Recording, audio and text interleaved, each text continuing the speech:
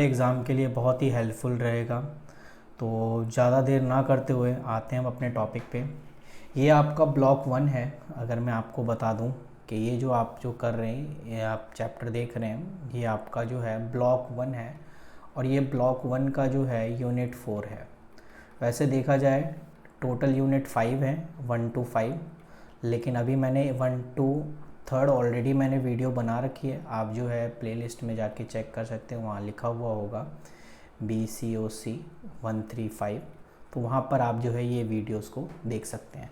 Otherwise आज जो class में आपको करा रहा हूँ वो है आपका फॉर्मेशन ऑफ कंपनी लॉ, या सॉरी फॉर्मेशन ऑफ कंपनी, कि कंपनी को कैसे फॉर्मेट किया जाता है, इसके क्या क्या प्रोसीजर हैं, ये सब हम इस चैप्टर में पढ़ेंगे। ठीक है, और इसमें देखेंगे हम कि कौन कौन सा टॉपिक इम्पॉर्टेंट है और कौन सा टॉपिक इम्पॉर्टेंट नहीं है। ठीक है,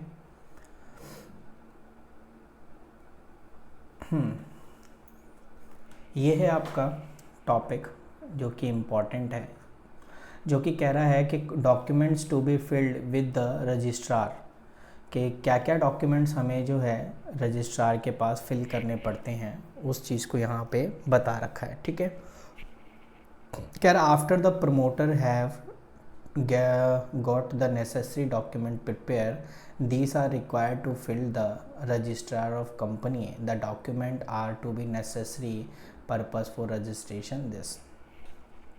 अब आपको पता है कोई भी कंपनी रजिस्टर्ड होती है ना, तो उसको कहाँ जाना पड़ता है, memorandum of association. Memorandum of association is the charter of the company. It's need to originally prepare every company and it define the object of which the company being formed। कहने का मतलब कोई भी कंपनी रजिस्टर्ड होगी तो वो memorandum of association के under registered होगी और वो बताएगी कि ये कंपनी किस चीज़ से है और इसका क्या ऑब्जेक्टिव है। ठीक है, memorandum by the clauses describe whole the character of the company, include the object, its name and nature। ठीक है, liability of its member and state which the register office shall be located। साथ साथ ये भी बताती है नाम क्या है कंपनी का, ऑब्जेक्टिव क्या है, नेचर क्या है, बिजनेस क्या है, ये सारा चीज़ जो है आपको प्रॉपर तरीके से बताती है। ठीक है, तो ये आप मेमोरेंडम ऑफ एसोसिएशन। उसके बाद है आपका देखो कि memorandum of a company has to be respective form specify in table ABCD and E schedule first applicable to such a company. आपको कुछ मेमोरेंडम के कुछ फॉर्म्स हैं, उनको चेक करने होते हैं, जो कि टेबल ABCD एंड E उन्होंने अपनी तरीके से फॉर्म को उन्होंने बना रखा है कैटेगराइज, जो कि शेड्यूल 1 के अंदर एप्लीकेबल है। उसके बाद जैसे ही आपकी कंपनी मेमोरेंडम ऑफ एसोसिएशन में रजिस्टर्ड हो जाती है, तो उसके बाद नेक्स्ट जो आपका आता है वो आता है आर्टिकल ऑफ एसोसिएशन। ठीक है, तो आर्टिकल ऑफ एसोसिएशन में क्या होता है, तो आर्टिकल ऑफ एसोसिएशन जो होता है वो रूल एंड रेगुलेशन मैनेज करता है कंपनी के अंदर। कहने का मतलब है अब आपकी कंपनी इस्टेब्लिश हो गई है, तो अब कंपनी को चलाना कैसे है, किस तरीके से सारी चीज़ों को मेंटेन करना है कंपनी के अंदर, वो सभी गाइडलाइंस प्रोवाइड कराता है आर्टिकल ऑफ एसोसिएशन। यानी पहले आपको मेमोरेंडम ऑफ एसोसिएशन के पास जाना पड़ेगा, MOA के पास, फिर उसके बाद आर्टिकल ऑफ एसोसिएशन के पास आपको जाना पड़ेगा। ठीक है, और यहाँ जो हमें प्रॉपर फॉर्म वगैरह फिल करने पड़ते हैं, जो कि टेबल के रिगार्डिंग मेंशन है, FGHIJ schedule first of company act 2013। ठीक है, हम कंपनी एक्ट 2013 को फॉलो करते हैं, तो आप इसमें चेक कर सकते हैं। तो आई होप आपको ये चीज़ें समझ में आ गई होगी, क्या क्या चीज़ें हम यहाँ पे चीज़ों को करते हैं।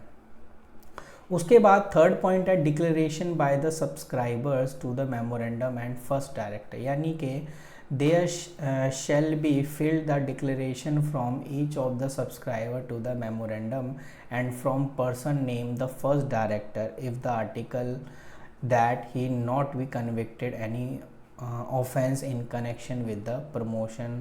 ठीक है, प्रमोशन हो गया, फॉर्मेशन और मैनेजमेंट ऑफ अ कंपनी। कहने का मतलब यहाँ पर है आपको सारी चीज़ें डिक्लेयर करनी पड़ेगी, चाहे वो डायरेक्टर, फर्स्ट डायरेक्टर कौन है और कितने सब्सक्राइबर हैं, और ये भी चेक किया जाएगा कि उनका कोई ऑफेंस वगैरह तो नहीं है, कन्विक्टेड तो नहीं है किसी चीज़ से रिलेटेड।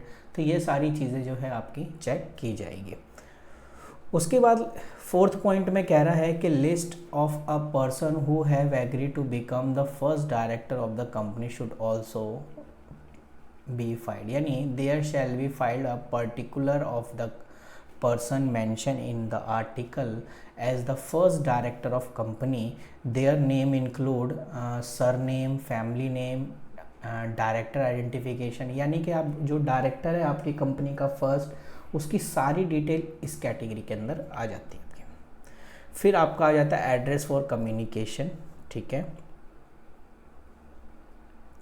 उसके बाद आ जाता है स्टैट्यूटरी डिक्लेयर, ठीक है। स्टैट्यूटरी डिक्लेरेशन का मतलब है lastly the promoter must file the statutory declare the effect that all the requirement of the act and rules made thereunder in respect of registration and matter precedent and incidental there to have been compelled with the aforesaid and declaration said an advocate chartered account and cost accountant, यानी आपको ये सारी चीज़ें declare करनी पड़ेगी, है ना। कहने का मतलब है कि आप जो भी चीज़ें रिप्रेजेंट करोगे और रूल रेगुलेशंस के रिगार्डिंग ही होगी, और उसमें जैसे कोई एडवोकेट है तो एडवोकेट के साइन चाहिए होंगे, एंड कोई चार्टर्ड अकाउंटेंट से रिलेटेड है तो चार्टर्ड अकाउंटेंट के, एंड कॉस्ट अकाउंटेंट से तो कॉस्ट अकाउंटेंट के साइन चाहिए होंगे, ठीक है। ओके, नेक्स्ट हम देखेंगे, नेक्स्ट आपका, तो आई होप आपको ये पॉइंट्स क्लियर हो गया होगा जो मैंने आपको बताया, ये कि 6 के 6 पॉइंट जो हैं आपको जो है चीज़ों को करने हैं, ठीक है। अब अगला पॉइंट क्या है आपका, जो कि एग्ज़ाम के पॉइंट ऑफ व्यू से ठीक है, ये ई फिलिंग डॉक्यूमेंट्स, यानी ऑनलाइन जो आप डॉक्यूमेंट्स को फिल कर रहे हो उसके रिगार्डिंग ये बात कर रहा है कि कोई इलेक्ट्रॉनिक फॉर्म अगर हम भरते हैं तो उसके क्या बेनिफिट है। तो आप खुद समझ सकते हैं कि ऑनलाइन अगर हम कोई चीज़ भर रहे हैं तो उसके क्या है, वो यहाँ पर ये रहा। पहला, business shall be enable to registered company file statutory document quickly and easy, आप ईजिली भर सकते हो और फास्टली भर सकते हो। उसके बाद public to get easy access to relevant record and grievous, ठीक है। Professional to be able to efficient service the client company and financial institution to find the registration and verification charges easily, ठीक है। उसके बाद हम देखते हैं और क्या क्या इम्पोर्टेंट पॉइंट है।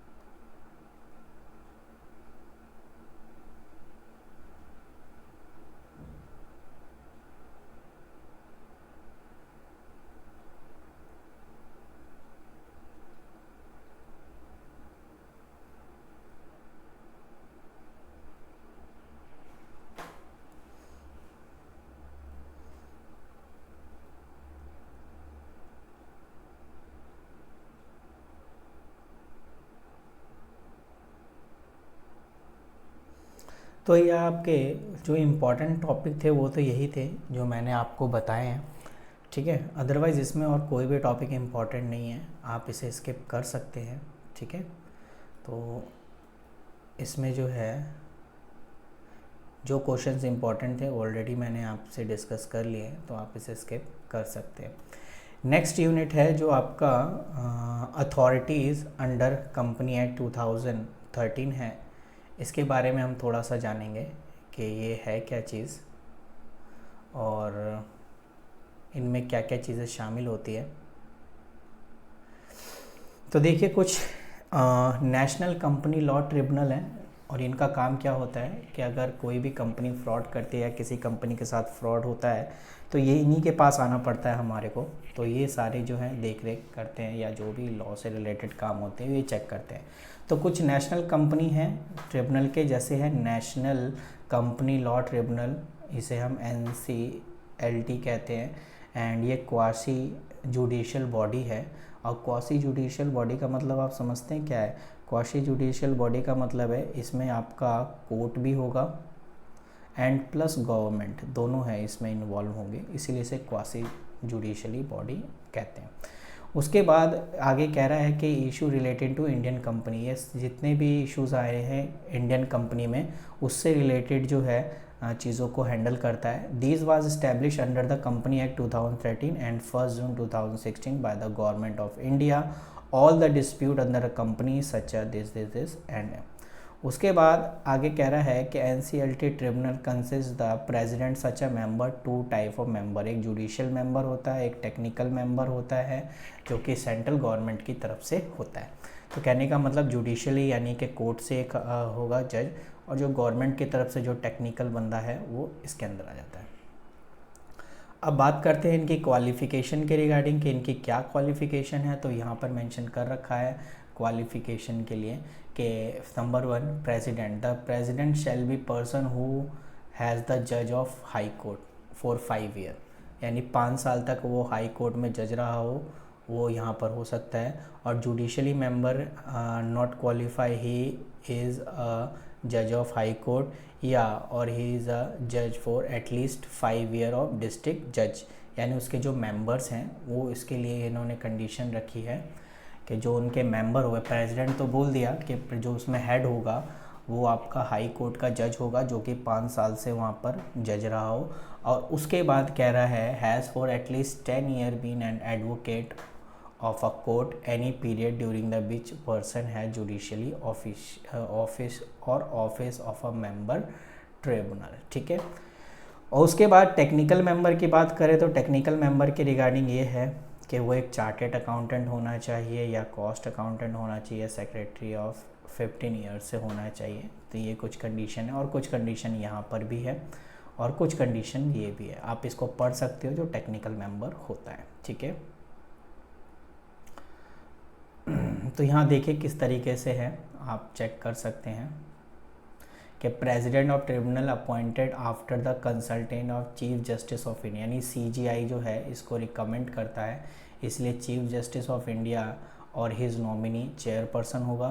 बाकी सुप्रीम कोर्ट के और हाई कोर्ट के जज एज अ मेंबर होंगे एंड लॉ सेक्रेटरी जो भी इसमें है वो सारे इसमें मेंबर्स होते हैं।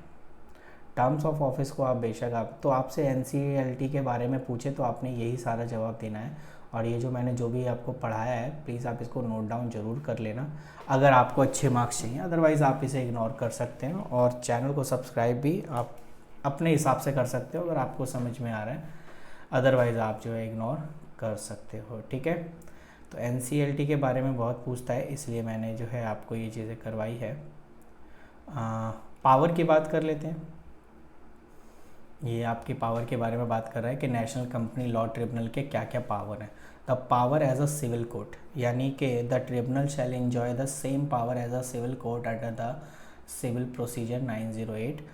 तो इसमें क्या होगा, समनिंग या enforcing attendance any and examine him on oath, यानी किसी को भी जो है समन भेज सकती है अगर किसी से किसी केस से रिलेटेड चीज़ों को अगर उन्हें एग्जामिन करना हो, ठीक है, या पता लगाना हो कोई भी चीज़ के बारे में तो किसी को भी समन कर सकती है, इन्फोर्स कर सकती है। Requiring the discovery and production of document, और किसी डॉक्यूमेंट्स के रिगार्डिंग जो भी चीज़ें होंगी वो ये सारी चीज़ें। Receive the evidence of affidavit, ठीक है। उसके बाद इशू कर सकता है commission for the examine of witness और documents and dismissing the representation of default and deciding expert any other matter which prescribe section this, ठीक है। एग्जीक्यूशन ऑफ एन ऑर्डर, कोई भी ऑर्डर को एग्जीक्यूट कर सकता है सेम मैनर में, ठीक है। And power to punish the contempt, ठीक है। और अगर कोई भी ट्रिब्यूनल में किसी तरीके की मिसबिहेव कर सकता है तो उसको हम कहते हैं कोर्ट ऑफ कंटेम्प्ट, ठीक है ना। तो जिसके रिगार्डिंग है ये रहा कंटेम्प्ट ऑफ कोर्ट, ठीक है, इसके रिगार्डिंग जो है उन्हें पनिश भी कर सकता है।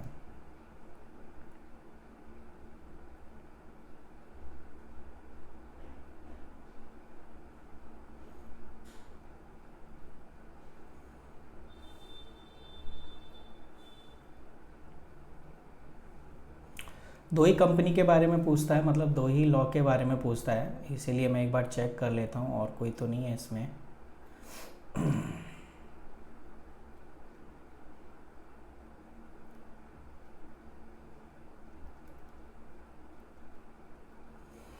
नेक्स्ट जो इम्पोर्टेंट है वो ये है आपका, ये भी आपका इम्पोर्टेंट है, आप इसे इम्पोर्टेंट मार्क कर सकते हैं, ठीक है,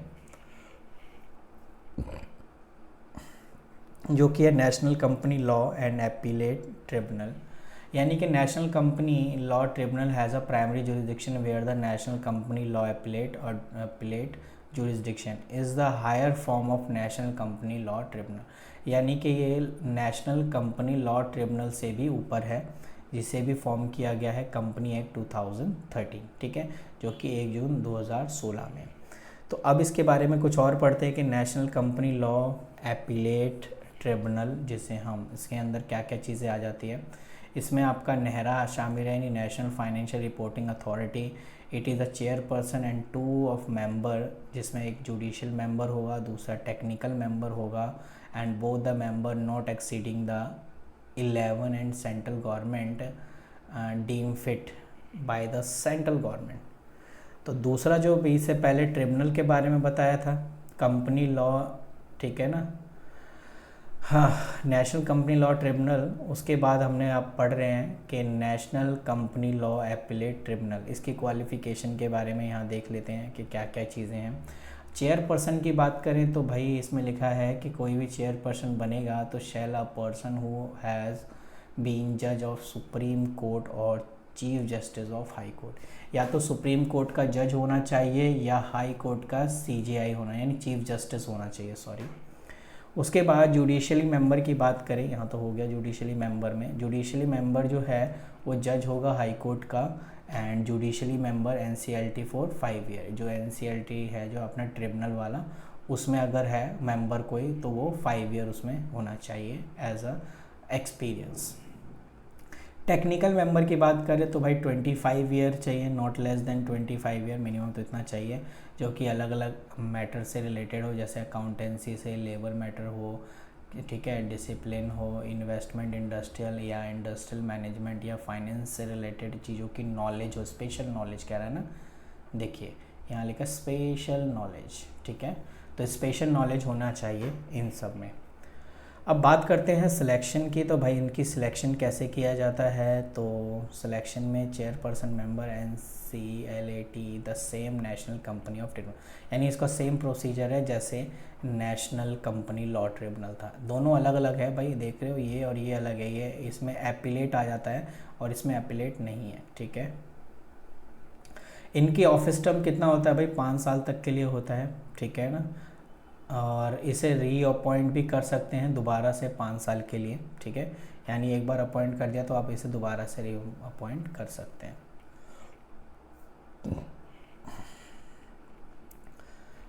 रेजिग्नेशन की बात करें या रिमूवल ऑफ मेंबर की बात करें तो आप इसे सुप्रीम कोर्ट में अपील कर सकते हैं कि अगर कोई मेंबर सही से काम नहीं कर रहा है तो उसको हटाने के लिए आप जो है अपील सुप्रीम कोर्ट में कर सकते हैं। एक बार आप इसे आराम से पढ़ लेना, ठीक है। कहना the appeal against the order of the appellate tribunal may be file by the aggrieved person supreme court, ठीक है। तो इसमें यही चीज़ें हैं कि आपको सुप्रीम कोर्ट में अप्लाई करना पड़ेगा। चलिए उसके बाद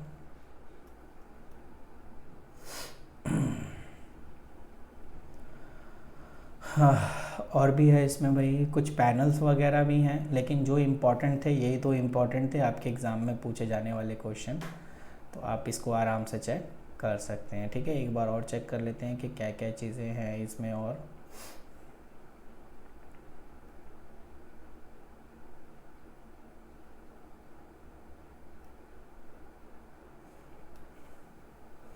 तो यही था आपका चैप्टर से रिलेटेड कुछ इम्पॉर्टेंट टॉपिक जो आपसे डिस्कस करने थे। आई होप चीज़ों को आपको अच्छे से समझ में आया होगा, और अगर समझ में आया है तो आपका भी थोड़ा कंट्रीब्यूशन बनता है कि आप चैनल को सब्सक्राइब करना ना भूलें और अपने दोस्तों में भी